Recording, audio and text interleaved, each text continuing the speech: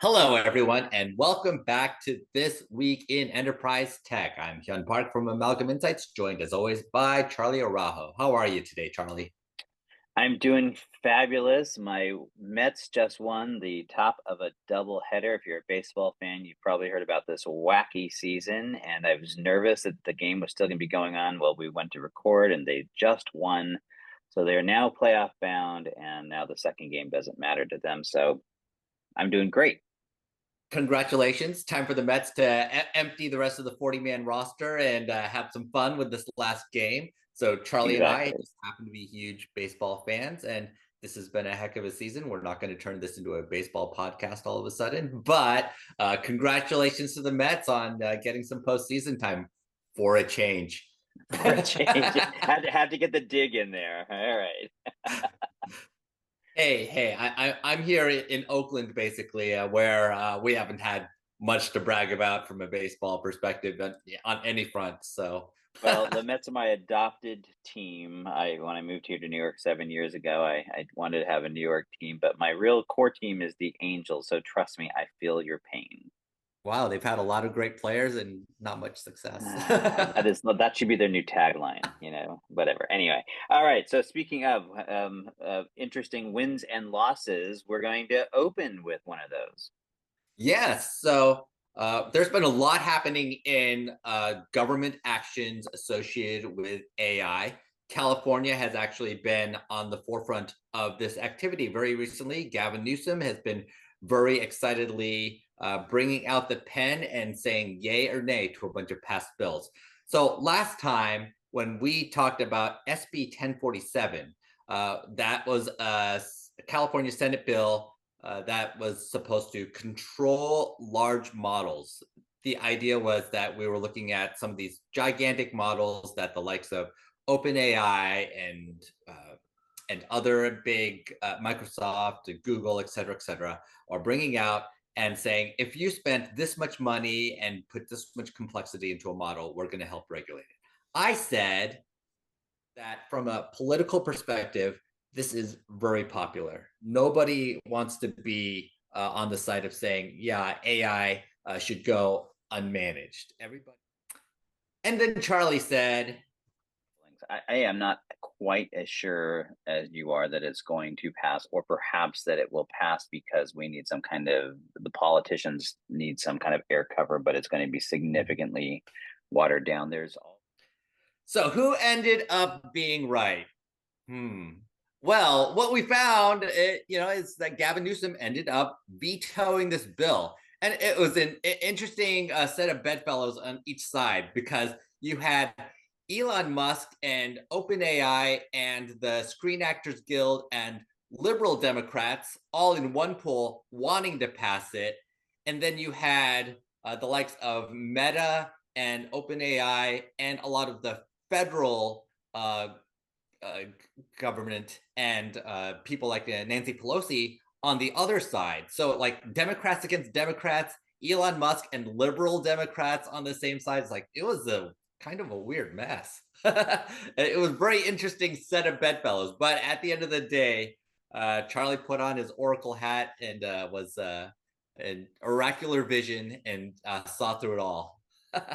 Well, I know we will have just played the little snippet of me saying whatever I said, but I have trouble remembering what I said 3 seconds ago, let alone however many weeks or months ago that was. So I'll take your word for it that I am right. I'm sure what I mostly had to say was that I didn't think it was a good idea, much more than, hey, this isn't necessarily going to pass. To a certain extent, I'm actually surprised that he did veto it. I think it speaks to the level of pressure, particularly because of the why, right? He vetoed it effectively for the reasons that we talked about, that it was sort of unfair and unmanageable to single out these models that hit some threshold.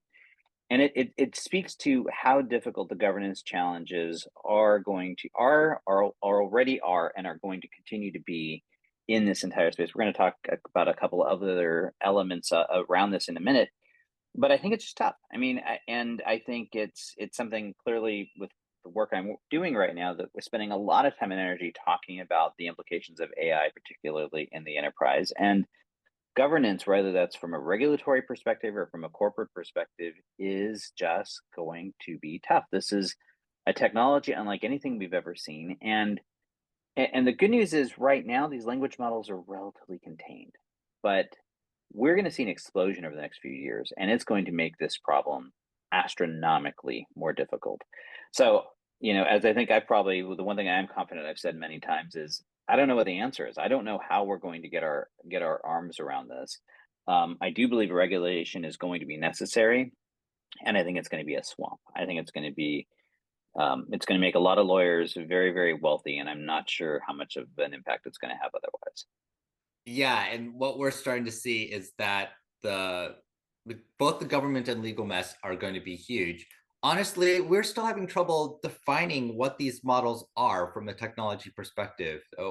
Even when we do our absolute level best from a neutral perspective to analyze what these models are, it's spaghetti. It's just a complete mess of transformations and parameters and nets and inputs and outcomes and extremely gigantic numbers of permutations of possibilities that leads to every single output that we see. As simple as, even if it just is a run spot run at the end of a prompt, the mess you got from your question to run spot run is just crazy. Yeah, and I think the real challenge, parts of this are going to be easier than others, right? Parts of this about the specific actions and controls that you put in place in terms of how you are, the act of monitoring, the act of managing. I think those will be a little bit easier.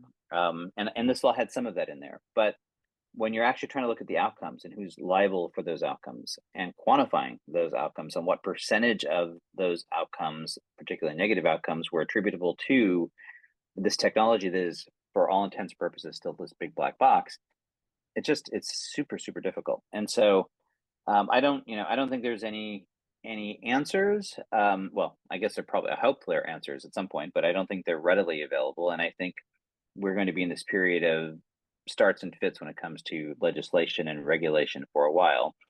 Speaking of which, and I'll let you cue this up because I haven't dug as deep into it as you have, but I guess the DOJ also has put out some compliance program guidance as it relates to technology overall, but AI specifically. So, I mean, what's your take on this, or maybe you can explain it first? Yeah, so the Department of Justice has put up a whole new set of rules around a variety of topics, including whistleblowing and other other aspects of business. But the most relevant piece for right now is that there's some big revisions to corporate compliance associated with the use of technology. Obviously, AI has been a big deal.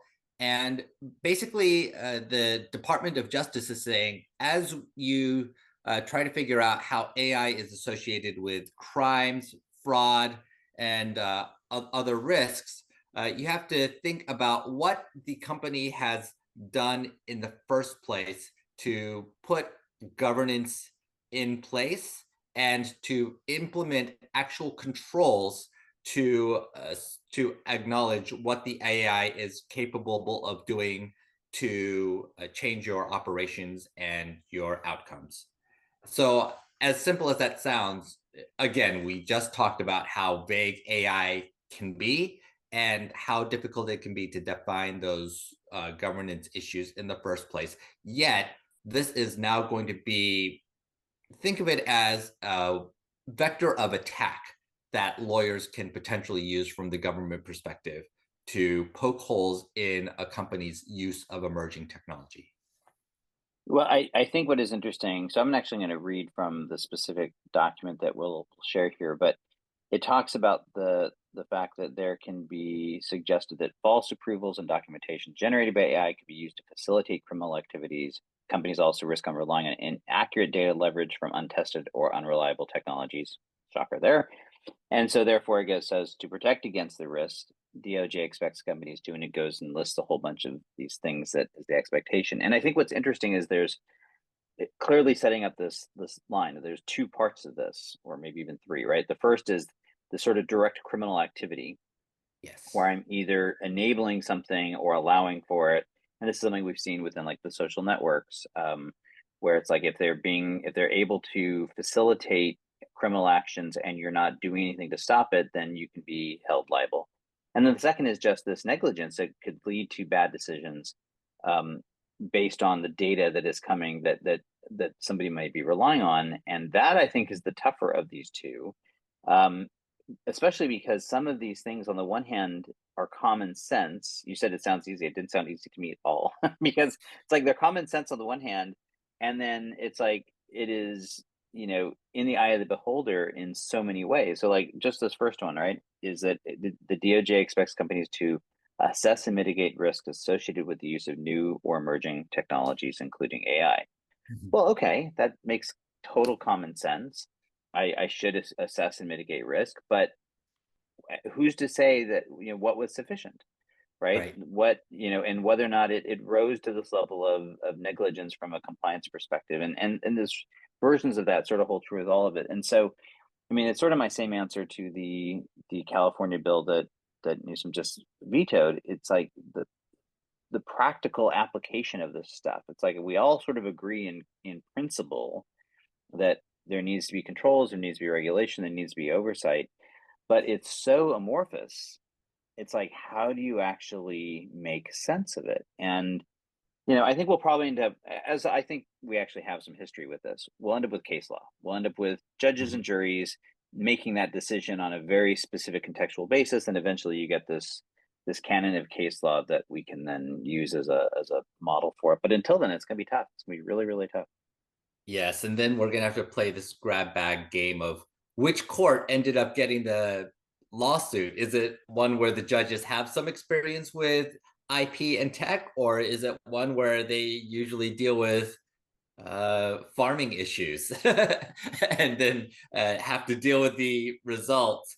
But I do find it kind of darkly funny that all the AI companies have been asking the government to take action and to provide either legislation or guidance on how to manage AI. And now that they're starting to do it, the AI companies are starting to realize, oh, not like that.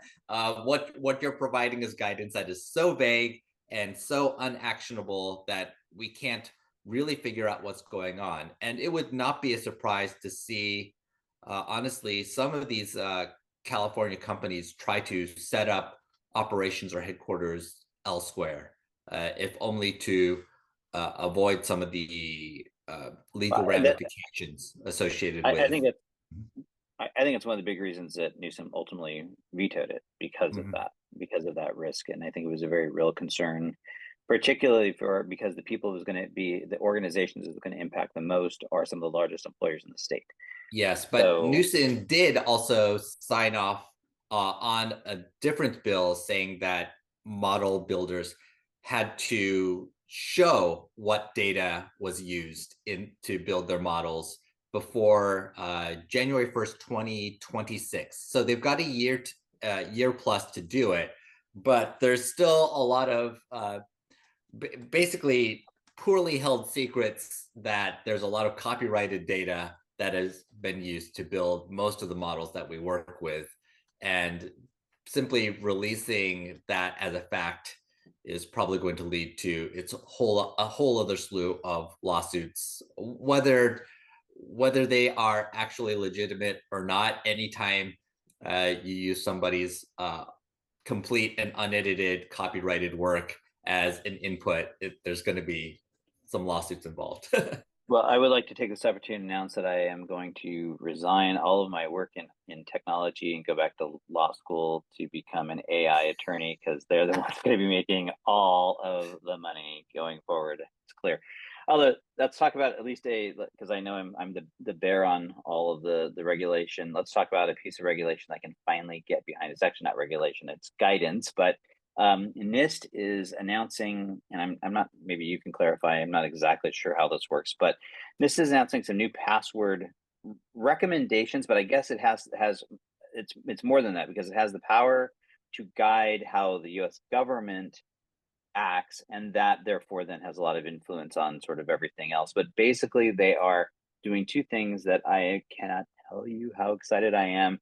They are effectively banning, at least within government, which again should permeate down, the mandated retirement and rotating of passwords, a 90-day thing, and Woohoo. also eliminating the requirements where you have to have like these specific structure where it's like, you know, one symbol and capital letter and lowercase. And what I love is for the right reasons, because I have long held that all of these stupid rules cause people to have less secure passwords Hmm. than not. And so they have finally sort of acknowledged that, and they're saying, get rid of all of it. Let's get people to get nice, robust passwords. And I think it helps that we're seeing the evolution of new technologies, which are starting to eliminate passwords altogether. But I was so excited to finally see this. Amen. Preach, Charles. Preach. Yeah, I think we've all dealt with this, right?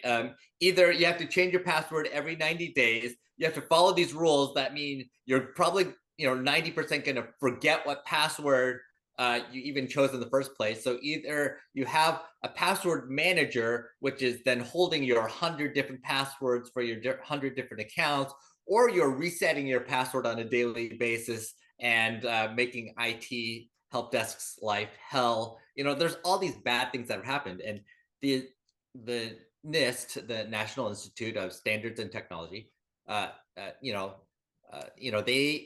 they don't make rules per se, but they do set standards that are then used by the government and used by other agencies, and they filter down to a lot of CIO offices because they are standard definitions of what is supposed to happen. So finally saying this whole 90-day thing is not a standard definition, this whole adding exclamation points and at signs and whatever artificially into your passwords just for the hell of it is not a standard, is definitely a good step forward. I think passwords are starting to reach the end of their life cycle as a useful security measure anyways, but to the extent that we still have to use them, let's at least use common sense passwords that are useful for us instead of simply used to lock us out of our own accounts.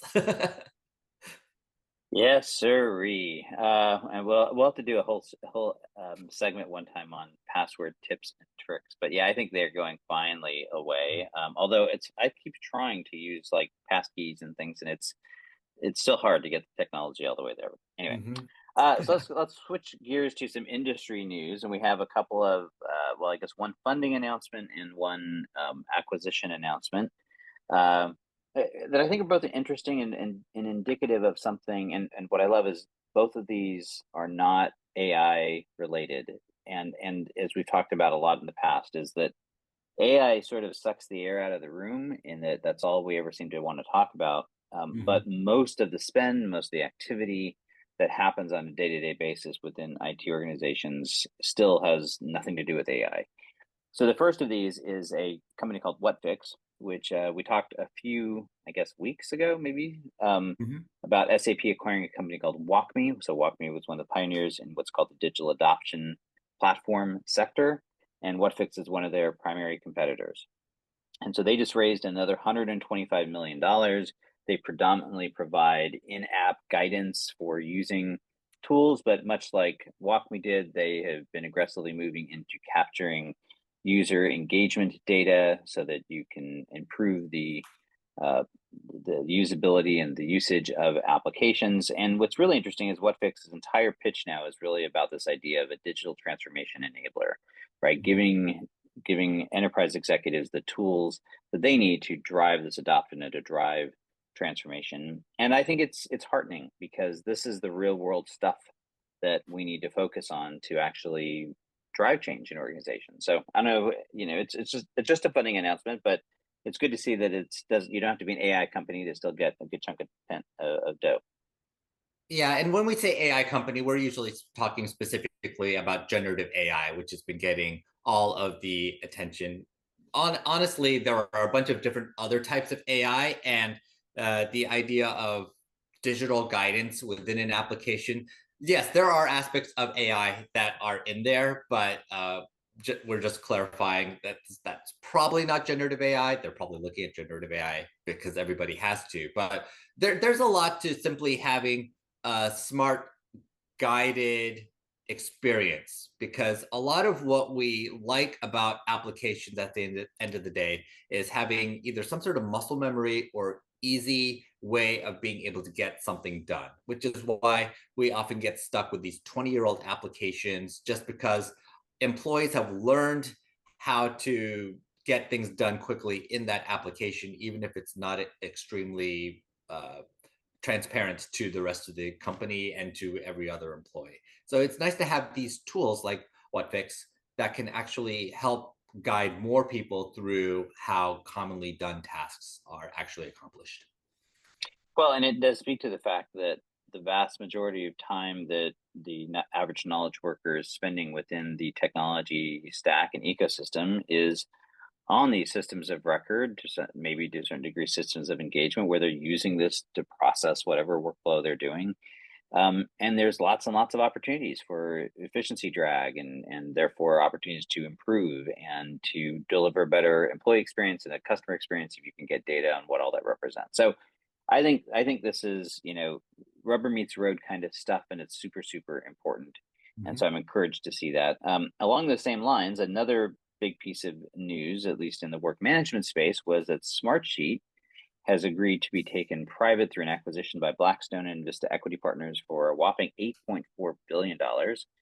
So delisting, or I don't know if that's the right term, no longer will be a publicly held company. They're acquiring all the shares. And I think it's a smart move insofar as this has become a very challenging, competitive space that's moving very quickly. And removing themselves from the public market should give them the opportunity to move a little bit more quickly and to make some longer term investments, which I think they need to do. It's a space that I've been following very carefully, and it's in flux. I mean, I think we're seeing this massive intersection of traditional workflow management players, work management players, project management players. We've talked about this, even the RPA, the intelligent automation stuff. Everything is sort of intersecting, and as well as the new conversational AI players, or maybe not new, but conversational AI and enterprise search. I mean, they're all sort of converging. And so I think if you're anyone in this space, you have to be looking at it carefully and asking yourself, how do you make the investments that you need to be making to prepare for what comes next? And so I think this at least gives them the opportunity to do so. So I'm curious to how much you followed them or what your take was. Yeah, I feel like there's been a real war over the past decade to figure out which what I call it Play-Doh is going to end up being the medium that enterprises use to build all of the long tail applications that they're trying to figure out. Whether it's something like Smartsheet or whether it's somebody with an application integration background like Workato, or whether it ends up being on ServiceNow, which is a more formalized and structured platform, but obviously they would also love to take over all of the extra tasks that exist that don't quite fit into ERP or CRM, or a planning company like Anaplan, which also does a lot of custom planning modules for enterprises. There are all these different approaches that are coming into place. Integration, data, planning, structure, workflows, to get to this point. And the problem is that there is this gigantic long tail that we're seeing. If you just look at the number of applications that are in the average enterprise, now we're getting up to 900 plus or 1,000, and nobody really wants those extra 800 apps. They've just kind of shown up over time because there were extra holes in the dam that needed to be plugged and extra things that needed to be done that just couldn't work manually. So Smartsheet still has a chance to be one of the big market players here. Honestly, the $8 billion acquisition price is, I'm sure, a small fraction of what the buyers think that this market can be. But they know that Smartsheet probably needs some additional integration, some additional programming capabilities, some additional developer community to be able to reach its full potential. So it'll be interesting to see to what extent they are able to pursue that with this post acquisition. Yeah, I do think it's, anytime you see these converging markets, it always creates both opportunity and risk. And I think, Shane, who was sitting in for me a couple weeks back, right? He just went to Airtable, which is a Smartsheet competitor. Yes. And them and a few others have taken Zoho as a product. I forget what it's called, Zoho Tables, Zoho something. Anyway, this is this sort of category, this sort of, I don't want to say simplistic because you can do very powerful things in them, but this very like spreadsheet oriented approach to this. And then on the other end of the spectrum, you have companies like Asana and Reich, and they are much closer to like the Anna plans and the more project management tasks. And so you have this like this entire spectrum, and everyone is sort of jockeying for where does this fit and what is the best thing to use. And I don't think the answer is going to be any one of them. I think that it's going to be, you're going to have, as we've talked about, this, the sprawl, a little bit of everything to solve specific needs. Because the one thing I will argue is I do think people want those 800 or 8,000 or however many apps they have, insofar as they want the solution, they want the automation, they want the ability to capture and control something, and they'd prefer not to do it in a spreadsheet, right? And if I'm a CIO today, if I have one goal, that is to eliminate spreadsheets for doing anything but actual calculation of a ledger, right? Of where I need to do a financial calculation, because it's a horrible place to be capturing and storing data. And so getting into any of these solutions, depending on what's the right fit, is going to be better solution if I'm trying to capture the data and embed it into a workload that I can then disseminate and share across the organization. But it is always very, very challenging in these times of converging markets to figure out how to put the pieces together. And that may be no truer than in the area of AI gadgets. We have covered this in the past several times about a bunch of new AI gadgets that have come out, and probably not the best term, AI hardware, right? And one of them that made a ton of hype at CES, so I guess it would have been January, was Rabbit. And this was this square, if you haven't seen it, the square orange thing, and it was supposed to be the super simple AI powered device.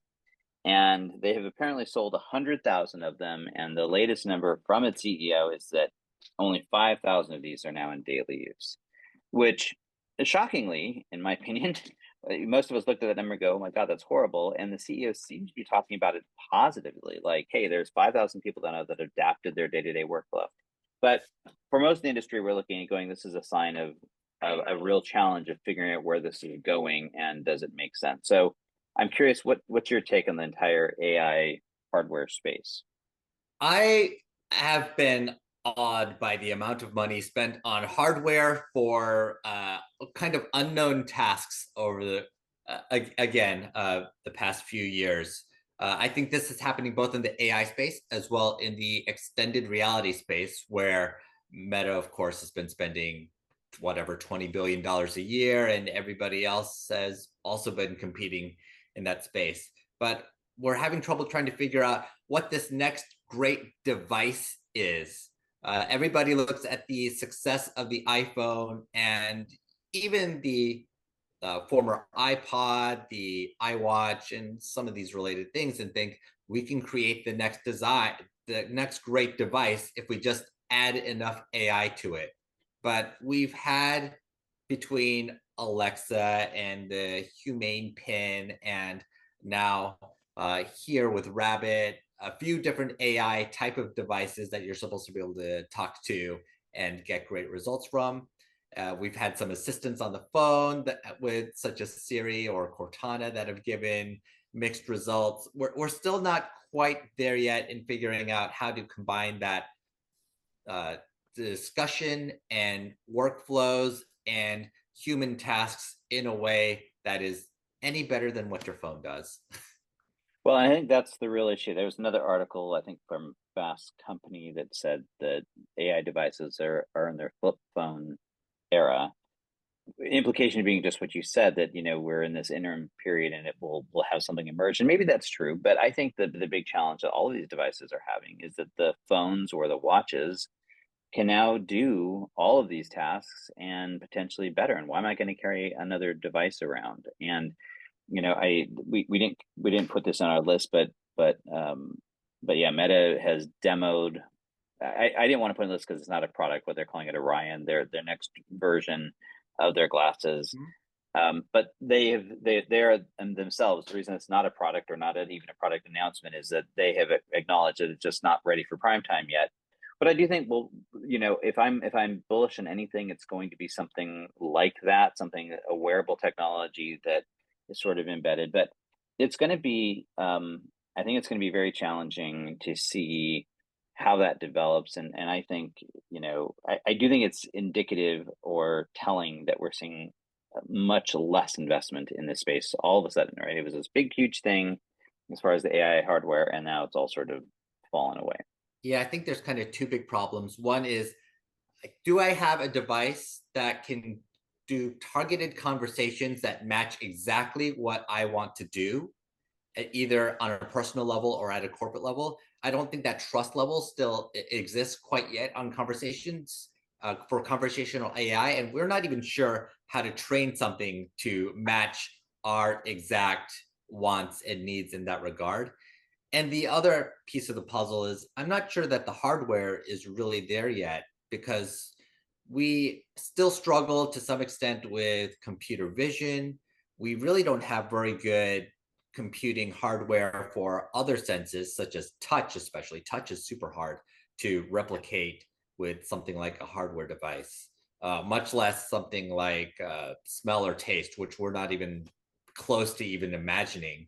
A lot of these things necessary to imitate human interaction in a way that would make AI more embedded into our lives just isn't there yet. And there Well, hasn't really been that money put into that primary technology. and we can't forget that I think part of the issue is something that I've been talking about a lot, is that we don't actually want more devices, right? And that's what this represented. It wasn't a replacement for a phone, Rabbit, that is. And so it's just another device. And instead, I think what we're looking for is something that goes the other direction, right? It's what I call ambient technology, that it's just sort of there. I stopped thinking about it. There's a stupid show, I think it's on Amazon Prime, called Upload.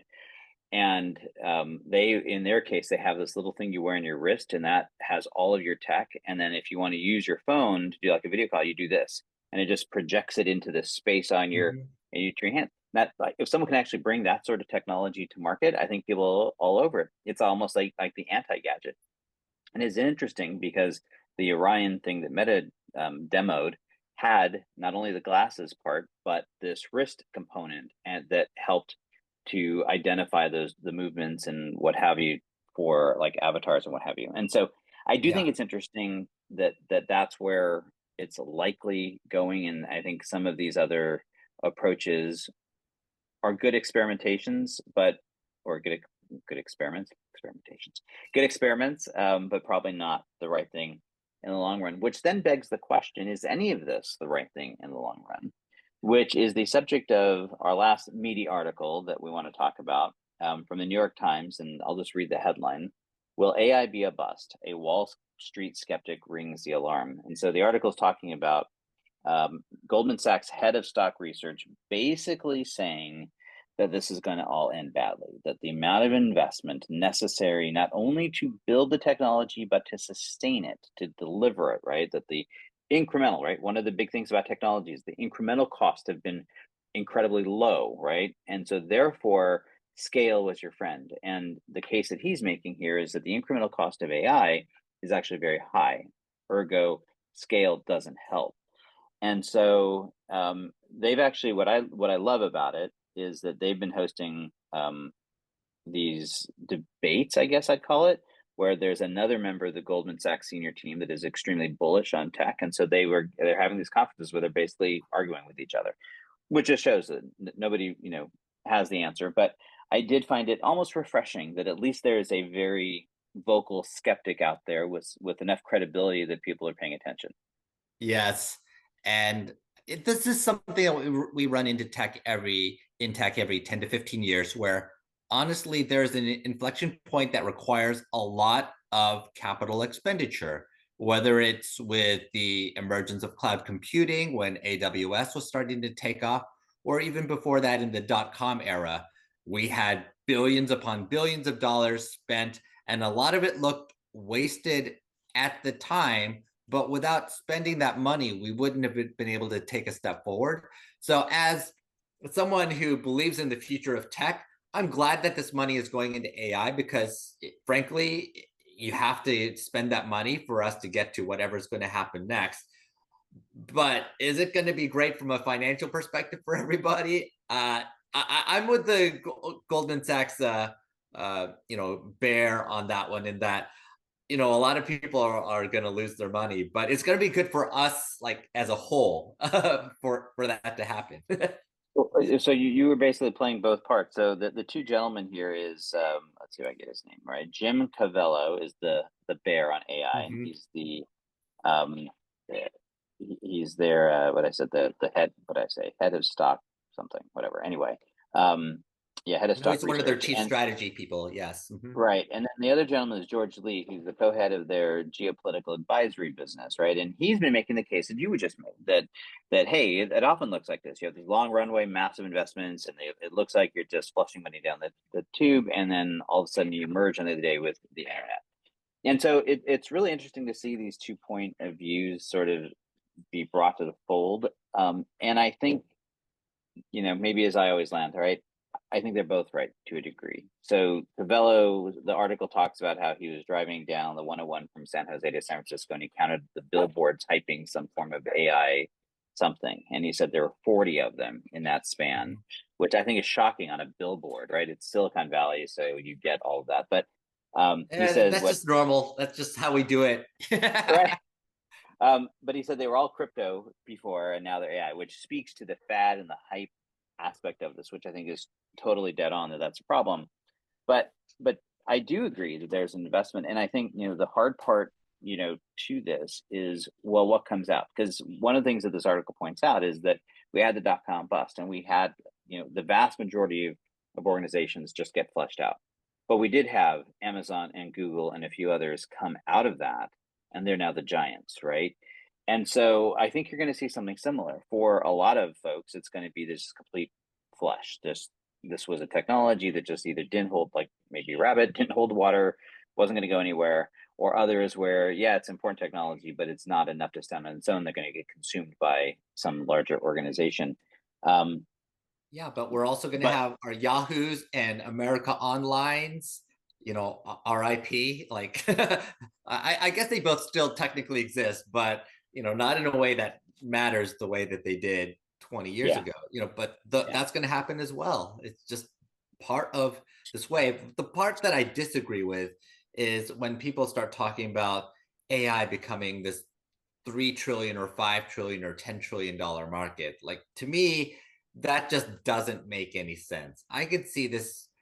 I obviously this is going to be multi-billion-dollar market, but seeing it talked about like it's going to be bigger than the entire current IT market right now.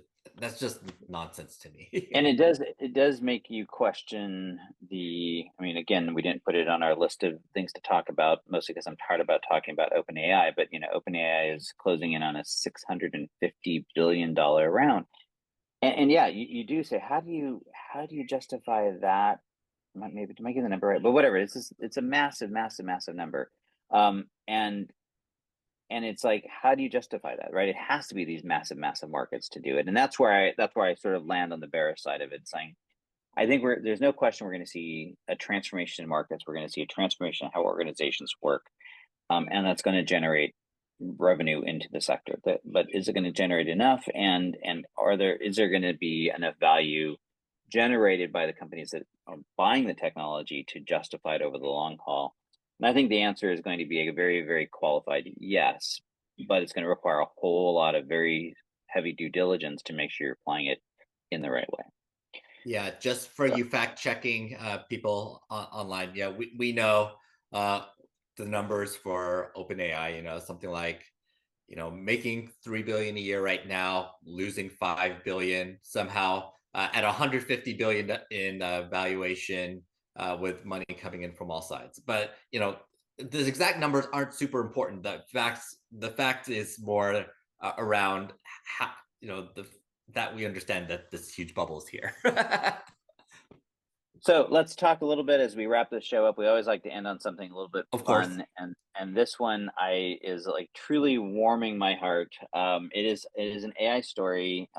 It is Notion, the personal productivity company, I guess is what you'd call them. Um, uh, they've introduced what they call Notion AI, but they did it in a very unique way, and that they've introduced an animated figure. So a lot of organizations have introduced that try to personify, or what's the word? I can never say it. Amorphize, whatever. Anthropomorphize. Anthropomorphize. Thank you. I can never say it with their AI bots to make them like a human thing. And what Mhm. Notion AI had done is sort of the opposite. They have created this animated icon, I guess you'd call it, that looks sort of like, well, the Fast Company described it that it's like more New Yorker than Clippy. And it's like if your Clippy, was raised on martinis and cigars or something. Uh-huh. And it just is really cool, stylish thing that has all this sort of emotive iconography in terms of like how it changes this very simply drawn face. We're going to post a link to the article. You got to go check it out and see the little imagery of it. But while it's fun because it's like we've all made fun of Clippy and like this is sort of Clippy coming home to roost, it's also, in my opinion, very, very smart because the technology itself is just an AI assistant sitting within the Notion AI or the Notion ecosystem to give you access to intelligence with your notes. But this use of this animated icon made it transformative in terms of both how you want to interact with it. It draws you into it, but also just from a marketing perspective that it makes them stand out with an otherwise something difficult to stand out with.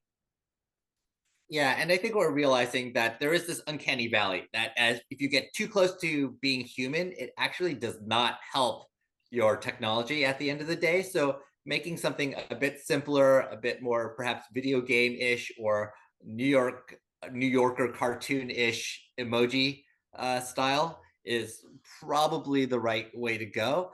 But it will be. I'm always interested in seeing how AI gets accepted, and that this whole UX thing honestly has so much uh, personal preference writing on it that it's hard to predict. It is hard to predict, and I think I don't think it's enough to if you have bad tech, it's not enough to fix anything. But I do think what's interesting is that AI, despite all of the talk, and we just were throwing around these big numbers, and I probably butchered mine, but despite all of that, AI is still really in the realm of the techies, still, right? The average user Mhm. still does not use AI nearly as much as you or I do. They certainly aren't thinking about it or talking about it. I talk to any of my family outside of the tech industry, and they have barely dabbled in it, if at all. Even people I know in tech have barely dabbled with it. And Mhm. Notion is very dramatically I mean, it's heavily used in tech, but it is used by people across every sector just for basic productivity. And now suddenly it has the potential to sort of open that door because it's made this sort of simple, friendly, inviting way because this icon or whatever you're going to call it just makes these fun faces and it just like you want to smile at it. I mean, I'm looking at this article in Fast Company and watching the little things go by and it's like, oh, it's so cute, and it just makes you want to engage. And I think that has the potential to really change things. I'm always been a big fan of design and how UX can really change things. And I think that this has some great potential. Well, we'll see what happens because the two biggest changes in tech UX I feel like in the past few 20 some years are first we had the Google box search for the search engine, and then we had the Apple iPhone Touch. And if this friendliness makes AI more approachable, it's going to be a huge project.